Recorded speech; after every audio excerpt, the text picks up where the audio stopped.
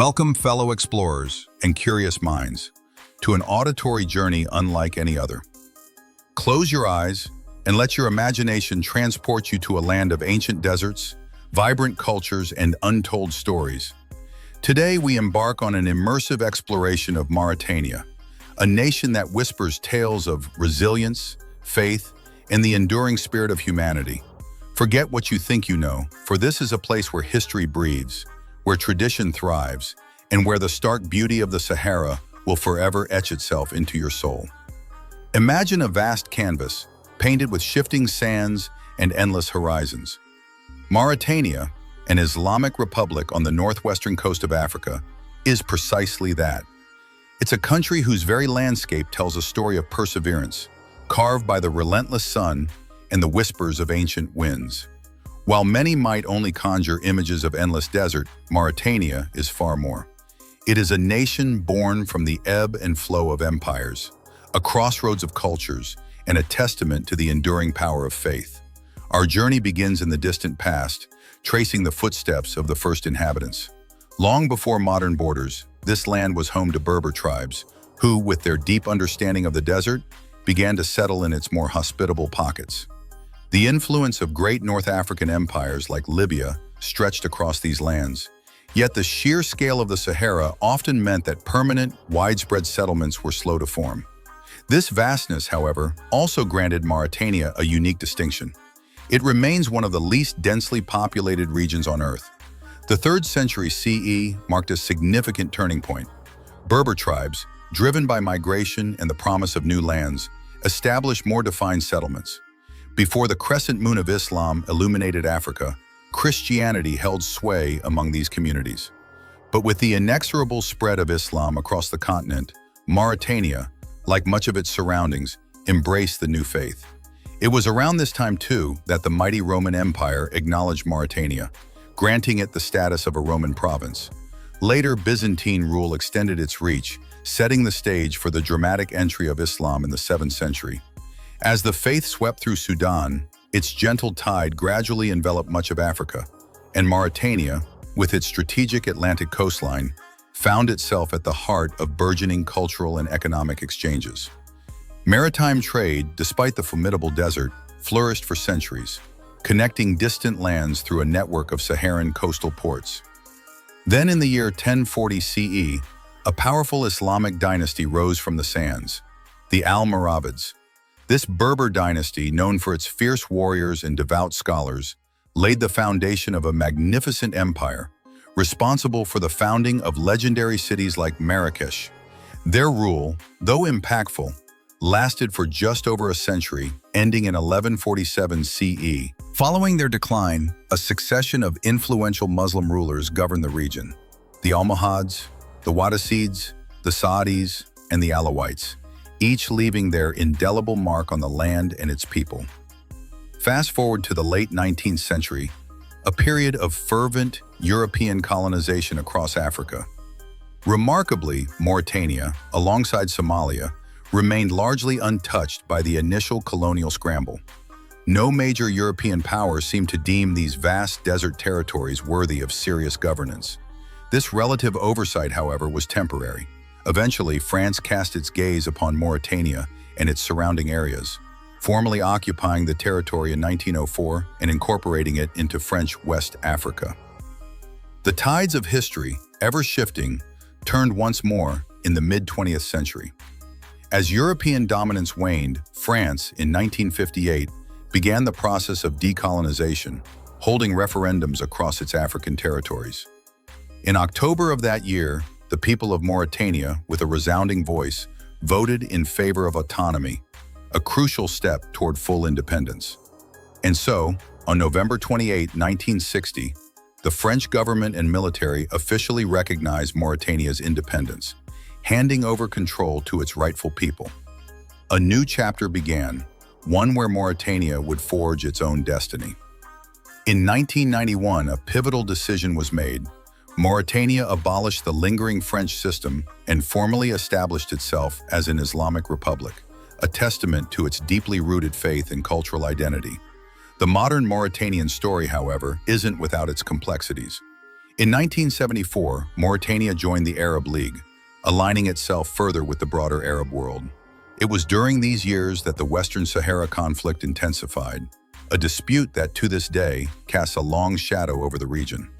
While Morocco currently occupies most of Western Sahara, both Mauritania and Morocco lay claim to parts of the territory. The discovery of oil wealth in the region has only served to heighten tensions among these three nations. Let's anchor ourselves in the present. Mauritania shares its borders with Mali to the east and southeast, Algeria to the north, Morocco, including the disputed Western Sahara to the northwest, and the vast expanse of the Atlantic Ocean to the west. A 2017 report estimated Mauritania's population at approximately 4.3 million, making it the 125th most populous country globally. As you know, Mauritania is a predominantly Muslim country, with virtually its entire population adhering to Sunni Islam. However, if you were to visit, you might encounter a small, resilient Christian community, numbering around 4,500. These individuals are primarily foreign workers who contribute to the nation's economy, with a select few granted special residency rights under Sharia law, while the majority are considered foreign residents. Mauritania sprawls across an impressive 1,030,700 square kilometers, securing its place as the 28th largest country in the world by size. Its beating heart is Nouakchott, the capital and largest city. Legend has it that the roots of Somali African Muslim leadership originated from this very city. For centuries, its prominence faded, a forgotten whisper in the desert winds. But with the arrival of colonial powers, its coastal location drew renewed interest. Just 2 years after independence, in 1962, Nouakchott was officially declared the national capital. The 1970s brought a period of severe drought to the region, forcing many to migrate from rural areas towards the cities. Nouakchott, a burgeoning hub, saw its population swell from a mere 15,000 in the early 1970s to a staggering figure in the millions. This rapid growth necessitated significant infrastructural development. The port of Nouakchott, a vital artery for the nation's economy, officially opened in 1986. Today, approximately 96% of Mauritania's trade flows through this bustling port, and the city's population continues to grow, projected to reach nearly 1 million. Nouakchott, with its vibrant markets and industrious fishing community, truly serves as the backbone of Mauritania's economy. In the years immediately following independence, Mauritania's economy leaned heavily on agriculture, with dates being one of its most celebrated products. The full operation of the Nouakchott port in 1986 significantly boosted date exports. Then, in 2001, offshore oil discoveries sparked golden dreams for the nation. These dreams began to materialize with the increasing influence of China, which today stands as Mauritania's largest partner in oil exploration. Beyond oil, gold and iron ore constitute two other major mineral resources, their extraction contributing substantially to national revenue. Indeed, mining, encompassing gold and iron ore, remains a cornerstone of Mauritania's economic landscape. For those considering a visit, it's worth noting Mauritania's geographical relationship to other parts of the world. It operates 5 hours behind Pakistan and lies approximately 7,964 kilometers away. Remarkably, for Pakistani passport holders, Mauritanian authorities offer visa-on-arrival facilities, simplifying the travel process. While round-trip flights from Pakistan can range between 150,000 to 200,000 PKR, typically involving a connection via Dubai, travelers from other Arab countries with Pakistani passports might find more economical options, with return tickets costing around 50,000 to 60,000 PKR. As we've established, Mauritania is a devoutly Muslim nation, with its people holding deep reverence for their faith and a strong sense of solidarity with other Muslim nations. This deeply held sentiment can sometimes lead to perceptions of caution from certain Western countries, who advise their citizens against travel. However, for a Muslim visitor, Mauritania offers a welcoming embrace, a sense of safety, and a profound cultural experience rooted in shared faith. The journey towards modern amenities is ongoing in Mauritania. Currently, approximately 50% of the urban population has access to electricity, a stark contrast to the mere 3% in rural areas. The majority of the nation's electricity comes from thermal power plants, with 24% imported from neighboring Mali. However, the future holds promise. A significant project backed by Dubai is underway. This initiative aims to generate 17 megawatts of power from solar panels, a sustainable solution that will bring electricity to an estimated 39,000 homes. Information dissemination in Mauritania also presents a unique picture. All newspapers in the country originate from a single printing press, established in 1976. Economic challenges have led to the closure of many publications, and even those that persist often go on hiatus for up to 2 weeks at a time. Radio, however, plays a more prominent role. 3 main radio stations operate, one broadcasting BBC content in English, another airing French programming from France, and a third, run by Mauritania itself, broadcasting in both French and Arabic. With around 450,000 radios in use nationwide, the airwaves are a vital source of news and connection. Television, however, is a rarity, with only 3 stations serving a mere 98 televisions across the entire country. Communication has seen significant advancements. Maroc Telecom, Mauritania's primary telephone company, has been operating since 2001. While landline usage stands at a modest 31,500, the introduction of mobile services by Mattel Telecom has revolutionized connectivity. Today, approximately 400,000 people use mobile phones. Internet access, once prohibitively expensive, has become more affordable, leading to a surge in users, particularly among the educated youth, with around 50,000 people now connected. Arabic holds the esteemed status of the official government language. However, the linguistic tapestry of Mauritania is rich and diverse, with commonly spoken languages including Hassaniya Arabic, Pular, and Soninke. French, a legacy of colonial rule, remains prevalent among the educated elite and in media. The average life expectancy in Mauritania is 61 years, and sadly, due to a lack of basic health care, 60 out of every 1,000 children born do not survive early childhood. Despite these challenges, Mauritania places immense value on religious education, making it mandatory for every child. It is a source of great pride that almost every household is expected to have at least one member who has memorized the Holy Quran. The country is also making strides in modern education, with literacy rates improving significantly.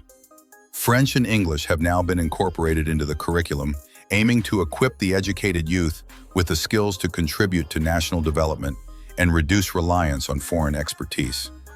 For practical information, Mauritania's country calling code is +222, and its domain name is .mr. The Mauritanian currency, the ouguiya, holds a fascinating exchange rate. 1 Pakistani rupee is approximately equivalent to 3 Mauritanian ouguiyas, while 1 Indian rupee equals roughly 5.24 ouguiyas. Now, let's delve into some truly captivating facts about Mauritania. 70% of its land is covered by the majestic, awe-inspiring Sahara Desert. The strict enforcement of Islamic law throughout the country shapes daily life and cultural norms. And while it leads to certain advisories from some Western nations, for others, it provides a sense of profound order and peace.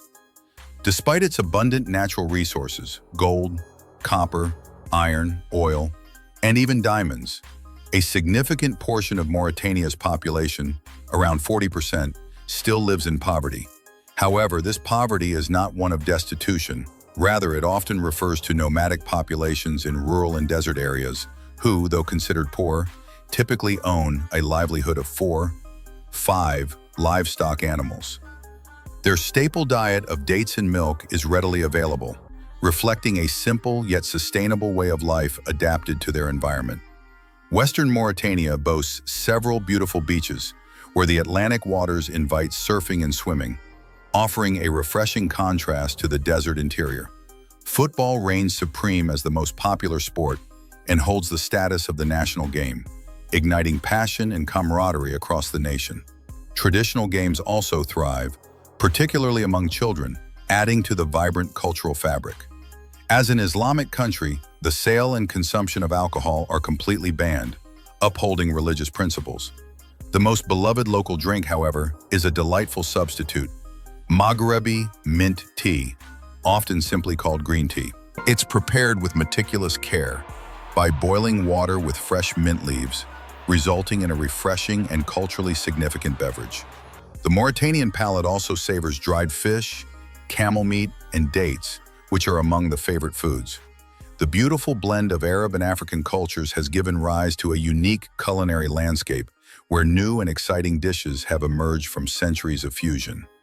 The world is slowly, but surely, discovering Mauritania's unique charm. The number of foreign visitors has steadily increased over the past 5-6 years, reaching approximately 30,000 annually. This growing interest is a testament to Mauritania's untapped potential as a destination for those seeking an authentic, enriching, and deeply historical travel experience.